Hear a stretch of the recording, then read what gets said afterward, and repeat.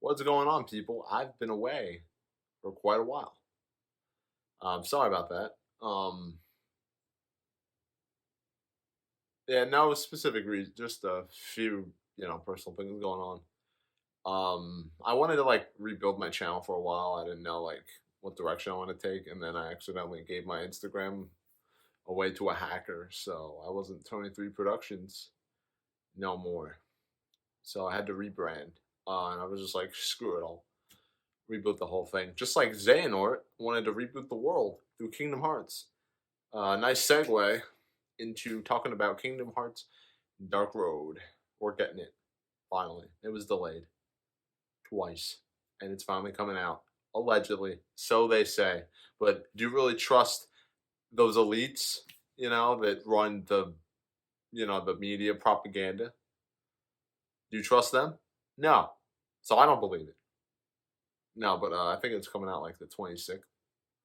I'm pretty sure. I hope that we don't have to wait for fan translations because if I have to wait anymore, I don't know what I'll do. But just want to make a quick little video because Kingdom Hearts YouTuber by the name of Nobody Steph, I'll link him in the description. He's also in the process of rebooting his channel. I never caught his content back in the day, but I'm catching it as as he's making new stuff. I actually talked to him a little bit on Twitter. He's a cool dude. But he made a video talking about like where almost the dark road and what are some things what some things are that he wants to see. And then I commented. I said I really want it to be. I want it to feel seamless. Like I want to finish watching the end of this story and then to be able to pick up Kingdom Hearts 1 and play it through the series and feel like this is a logical continuation of Xehanort's story. And that got me thinking. Yeah, they could really mess this up. I mean, the Kingdom Hearts series has never messed up anything.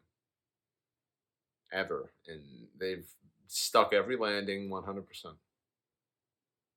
Yeah. And that's all I really want to say. All right, I'll see you guys. Now, but yeah, I'm genuinely concerned about some things that they could do, because it's a prequel, obviously, and prequels tend to fall into this trap of they go out of their way to connect to the works that follow. I don't know why I'm handing out dollar bills. They go out of their way to connect to what comes later. You take. I mean, it's popular to crap on the Star Wars prequels. Well, not so much anymore because fanboys are pathetically predictable and opinions move in circles. So when the prequels came out, everybody was like, "Oh, they're shit."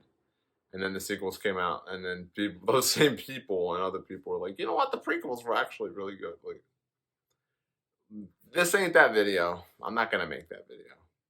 Uh, I don't want to add to that discourse, but um, one criticism I do agree with is that they go out of their way to connect to the original trilogy. Like Anakin as a kid created C-3PO. Why? Is there anybody, let me know in the comments, is there any Star Wars fan out there who saw that and was like, I am so happy that that was in this movie? No. And then Revenge of the Sith, it ends with Anakin being put into the Darth Vader suit, and then he's standing next to a young Grand Moff Tarkin and the Emperor, and they're looking at the Death Star, and it's wow, George Lucas really wedged in original trilogy iconography. For what? What did that add other than it's this thing, it's this thing? Rogue One did that too.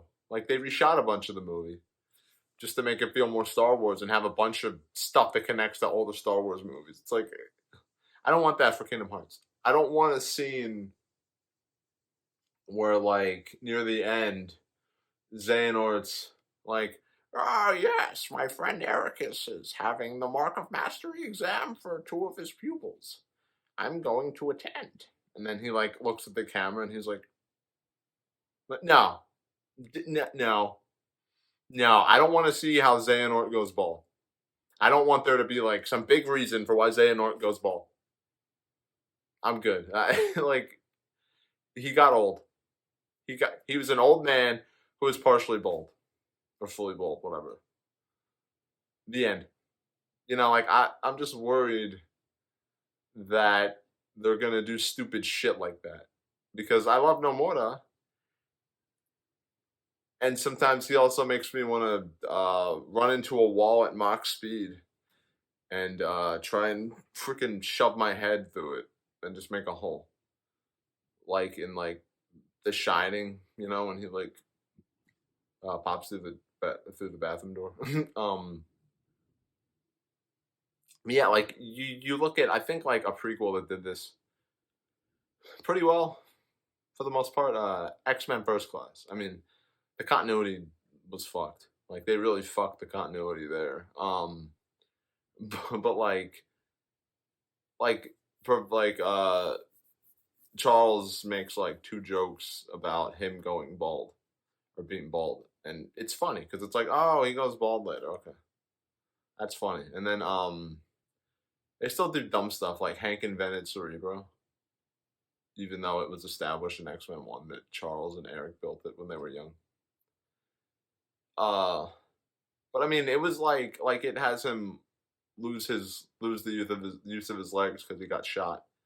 But like in the original comics, like they're on that island and like this like demon appears or something and like throws a rock on his legs or some really weird thing. So it's like like he gets paralyzed. Okay, I mean he didn't specifically say in the other movies when that happened, so that's fine. Whatever, it doesn't have to be from his mind powers. That's fine, acceptable. They didn't focus on the other X-Men lore that much. Instead, they just tried to bring Charles and Magneto on the path to becoming the characters we saw them as in the original movies. Okay, that's cool. And then X-Men Apocalypse, Charles goes bald because Apocalypse tries to steal his body.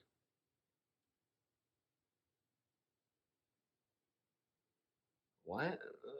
Who needed to see that? Like, I just like I don't know what this prequel thing is like. Oh, we have to, put in a whole bunch of stuff that invokes the other movies. No, you don't. No, you don't. Just tell a good story, show the characters' transformations, and then we can fill in the gaps. We can fill in the gaps. We don't need to see every single step. So, I mean, I don't have like a. I'm not gonna like make a video like top 5 things I want to see in Dark Road. I have a few. Like it. I want to see what Odin's deal is. I want to see Yen Sid pop up because I feel like that makes sense. Like I might actually make a separate video about this. Like, I feel like this is the perfect time for Yen Sid to pop up because we know jack shit about this guy. We know absolutely nothing about this guy. I want to know who the woman was, who his mom is, the guy in the blue robe. I know they're gonna show more of him. We got that uh, screenshot where he's saying like maybe it's time or something. Time for what? Time for what? Mysterious blue robed man. I don't know. I hope that's satisfying. I'm looking forward to that. But yeah, I just wanted to make this quick video. I'm already going on a little more than 10 minutes. So I'm gonna end it here. But I just don't want this to suffer from prequelitis. It's not so far. I feel like so far they're doing their own thing while incorporating like certain elements. Like the Queen of Hearts and Wonderland. I like that. I don't mind that. I think that's interesting. So yeah, what do you think about this? What do you want to see in Dark Road finale? Are you worried about uh, it falling prey to some of the things that I mentioned, or are you not? Do you think they're not going to do that? Let me know in the comments. Let's have a conversation. Uh, Subscribe if you want to follow my crazy journey as I try and build myself back up. Like my channel was that big to begin with.